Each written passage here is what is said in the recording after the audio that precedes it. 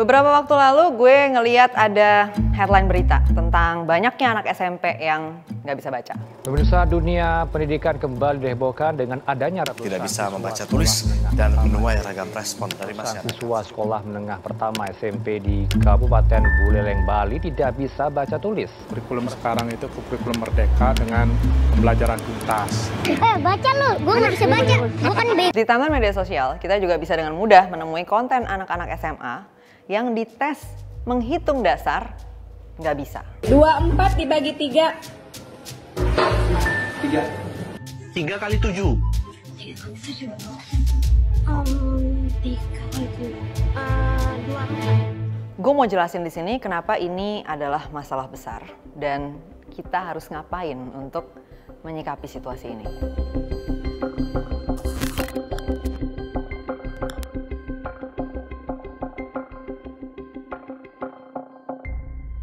Kita sebenarnya nggak perlu ya data yang hebat-hebat dari OECD seperti PISA atau PIAAC untuk membahas masalah rendahnya literasi dan kemampuan dasar kita. Kita bisa amati dengan mudah dari sampel-sampel yang lebih kecil. Ya, salah satu contohnya yang ada di berita itu. Jadi dalam sebuah tes membaca dan menulis yang diselenggarakan di kota Buleleng, Bali, itu ditemukan ada ratusan siswa SMP nggak bisa baca tulis.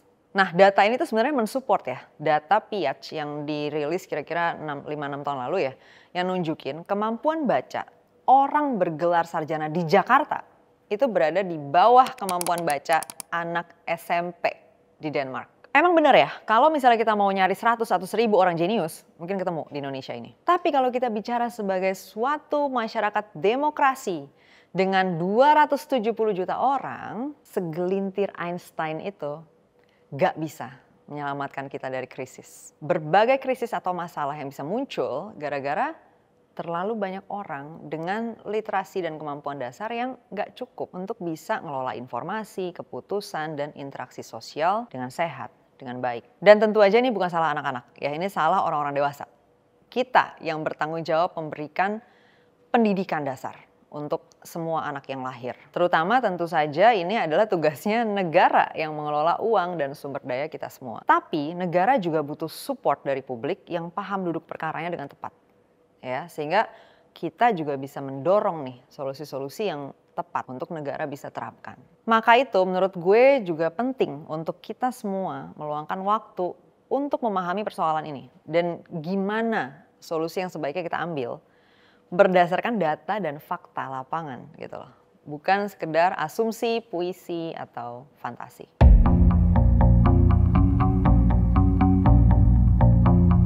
Gue lihat di mana-mana setiap ada percakapan tentang masalah pendidikan Indonesia, akan ada komen yang kira-kira bunyinya gini, tapi di Jepang gini-gini, atau di Finlandia gini-gini.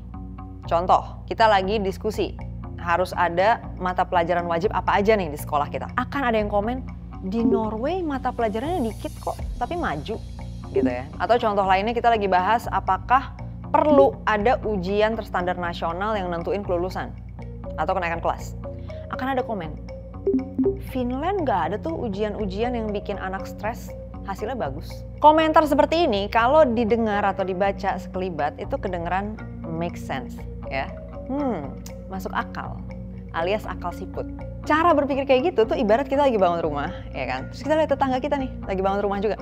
Oh, dia lagi masang genteng tuh di lantai 2. Oke, kita jiplak itu. Kita pesan genteng untuk dipasang di lantai 2. Padahal bangunan rumah kita baru sampai cakar ayam. Ya, jadi tukang pun bingung mau naruh gentengnya di mana. Metode pendidikan itu harus disesuaikan dengan kondisi masyarakat yang mau dididik kayak gimana. Ini bukan menurut gue.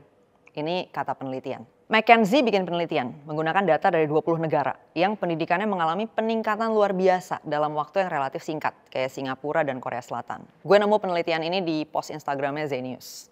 Di penelitian itu ditemuin ada pola di mana negara yang berhasil itu menyusun metode pendidikan mereka sesuai dengan kondisi pendidikannya ada di posisi mana. Kondisi pendidikan ini bisa dibagi posisinya ke dalam 5 level, poor, fair, good, great, excellent. Kita sebut aja level-level ini dengan angka ya. 1 untuk poor, 5 untuk excellent. Level ini dinilai bukan dari adanya segelintir anak jenius atau menang medali emas Olimpiade Sains atau matematik internasional setiap tahun. Enggak, ya penilaiannya emang enggak dari situ. Level ini dinilai dari kondisi secara umum. Karena yang mau dipahami dan dibangun di sini adalah kualitas masyarakat secara umum, kualitas SDM secara umum. Jadi analisisnya juga berdasarkan itu.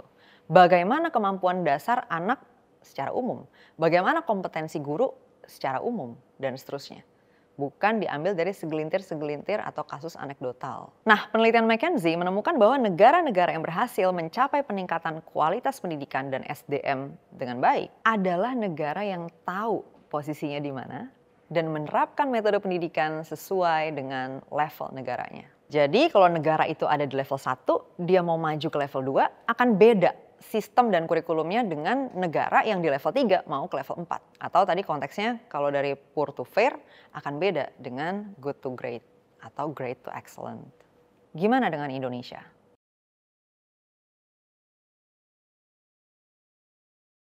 Berkaca dari data-data literasi dasar yang tersedia, kita bisa simpulin pendidikan kita itu adanya di level 1. Artinya, sistem dan kurikulum yang kita bikin harus dibuat, harus didesain untuk bergerak dari level 1 ke level 2. Jangan sampai kita jiplak negara yang udah di level 4 mau ke level 5. Gak akan masuk. Ya, gak akan masuk. Proses perkembangan dari level 1 ke level 2 itu artinya sistem harus sangat serius membangun kemampuan dasar.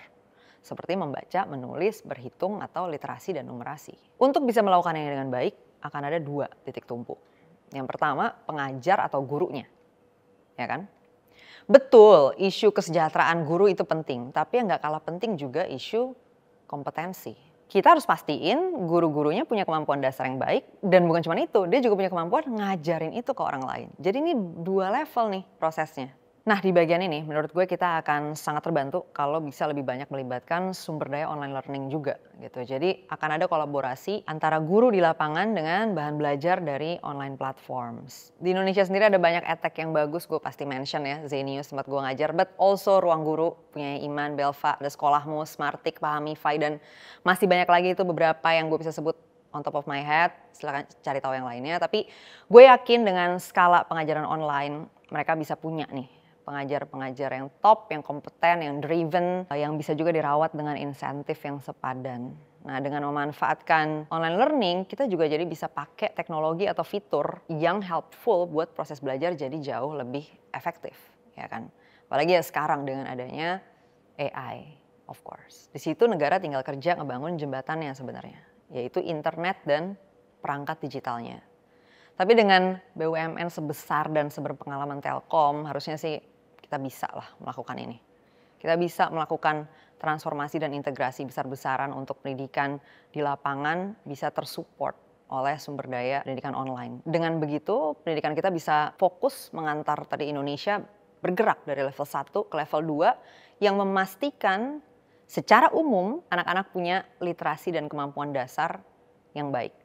Ini yang akan jadi fondasi kita bergerak ke level selanjutnya lagi. Berikutnya titik tumpu yang kedua, enforcement. Kita perlu punya sistem yang mastiin kompetensi itu dicapai oleh peserta didik gitu. Salah satunya dengan assessment terstandar. Ya kan, assessment terstandar nasional yang menjadi alat ukur orang masuk ke jenjang berikutnya. Kita nggak bisa lagi nih terus ngebiarin orang naik kelas, lulus, basa-basi. Masalah di tingkat SMA itu akumulasi dari SD. Jadi harus ada sistem yang mastiin anak itu dari sejak naik kelas 1 ke kelas 2 udah ada ukuran perkembangan minimal yang dicapai. Jangan sampai terakumulasi, tahu-tahu disuruh belajar kalkulus padahal number sense nggak punya. Atau tahu-tahu disuruh bikin makalah padahal struktur kalimat belum menguasai.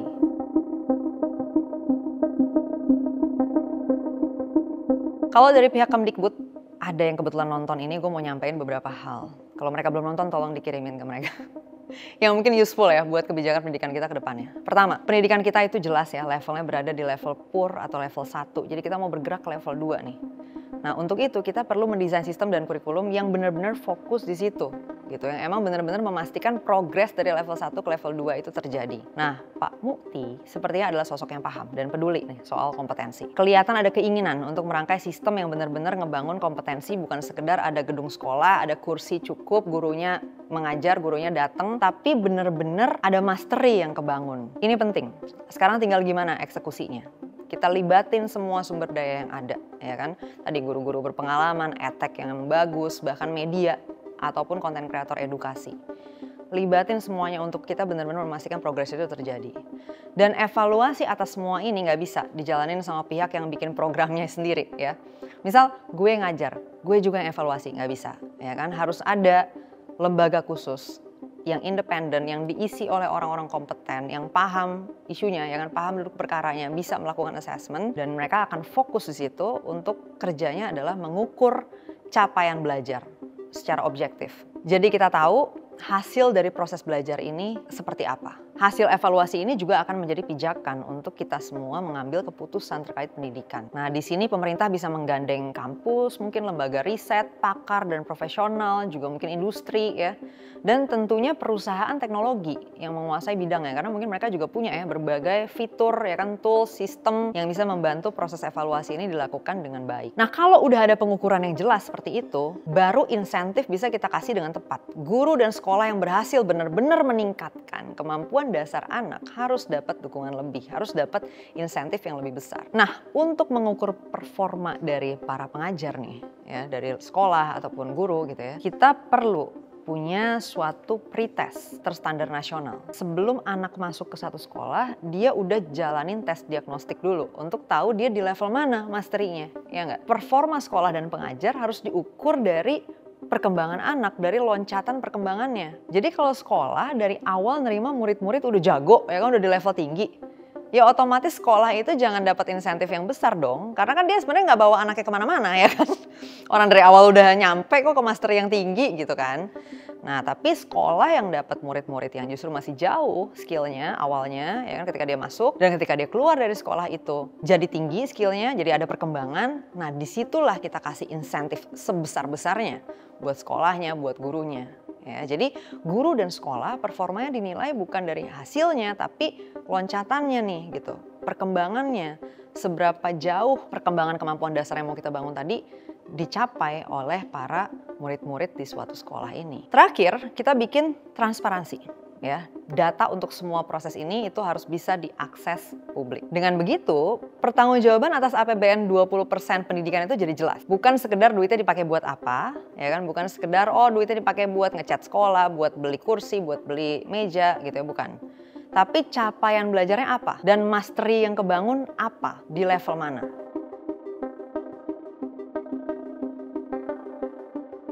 Sebagai catatan penutup, gue pengen kita nggak berhenti hanya sampai di mencetak segelintir SDM unggulan. Gue nggak bilang itu hal yang buruk, itu hal yang baik. Mengangkat yang top of the top untuk sampai bersinar, sampai potensi maksimalnya, itu adalah endeavor, adalah usaha yang baik gitu ya. Tapi menurut gue kita juga harus ingat bahwa pendidikan publik itu punya tanggung jawab publik, punya tanggung jawab umum untuk menyediakan pendidikan dasar yang bisa menghasilkan lulusan yang punya literasi dan kemampuan dasar yang baik. Karena dari situlah semuanya dimulai. Kalau kemampuan dasarnya udah nggak kuat, ya kan, apapun program atau metode belajar canggih yang dibangun di atasnya itu udah pasti runtuh. Maka itu kita harus pastikan fondasinya bagus, fondasinya kuat. Itu aja dari gue. Kalau lo ngerasa ini penting, boleh bantu di-share ke semua koneksi lo, ya kan.